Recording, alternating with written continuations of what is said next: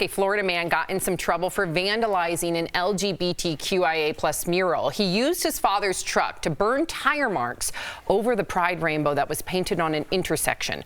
But get this is where everyone has an opinion. The judge sentenced him to write a 25-page essay about the Pulse nightclub shooting that left 49 people dead in 2016. It's definitely not your ordinary sentence. But what do you think of what the judge did? This got us talking, so we looked it up. Turns out this is not the only unusual criminal sentence. In fact, we've got a few more for you. First, right here in Colorado, if you're caught blasting your music from your car in Fort Lupton, the judge there will sentence you to listen to Barry Manilow on full blast for an hour. Yep. I feel like you would love that. Me? Do you like Barry? I think a lot of people celebrate his catalog. A lot. His catalog. I don't think that would be a bad sentence. Yeah. I can rock out to anything. There we go. I don't know, but I don't know if you're gonna rock out to Barry. You can hear Barry. I don't know if you're rocking out. But I see what you're doing there. I could. Yeah. Here's another one. Okay, so a judge in Ohio sentenced two men who threw beer bottles at a woman in a car to walk through the downtown area in drag with dresses, wigs, and makeup. He said it was meant to teach the men to respect women, Tori.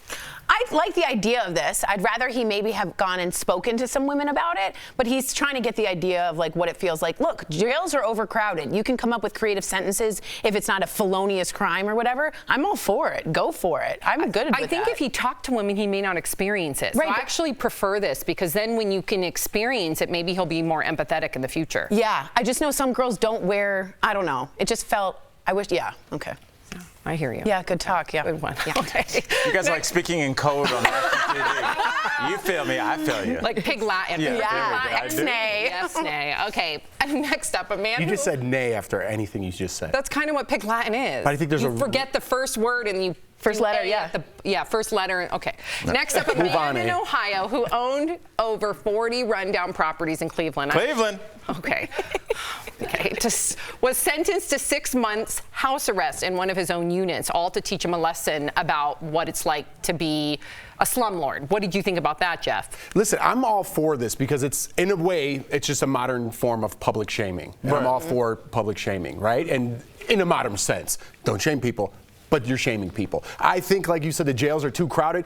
Give them a little bit of their own medicine. It was always worse when my parents were like, I'm a little disappointed in you. And you had to think about it, right? These are they're punishments to make you think about what you did. And I think that sometimes people are like, just send me to jail, and rather than think about what they did. And I think these are what they are. And I like it. What do you think about the first one? Because I think that one's the most impactful to me. I don't remember the first one. The writing the essay with the Pulse nightclub First of all, shooting. if you're going to do a hate crime, don't use your dad's car. And second of all, or maybe just don't do a it. Hate crime. You know, but it speaks to like where his values are in his life and where he is so destitute he doesn't have a car. And the first thing he does when he gets that car is not to go get a job, but to go commit a hate crime. I think this is a person that maybe is struggling with their own sexuality and maybe just needs to probably talk to somebody that lost a family member at that Pulse nightclub. Right. And I think that would take care of everything. I know the essay is harder work, but listen to a mother who's lost their son or daughter, or and then see if you still want to commit that same crime. Well said. And as for the last one, I don't know how creative that was, because that was a movie. That was The Super with Joe Pesci in 1991. It was The Super. He had a rundown building he had to go live in, and he ended up liking the people. Yeah, that's so true. That was a throwback. Totally forgot about that. Shout out to Joe Pesci and the Milkman. Love you, Al.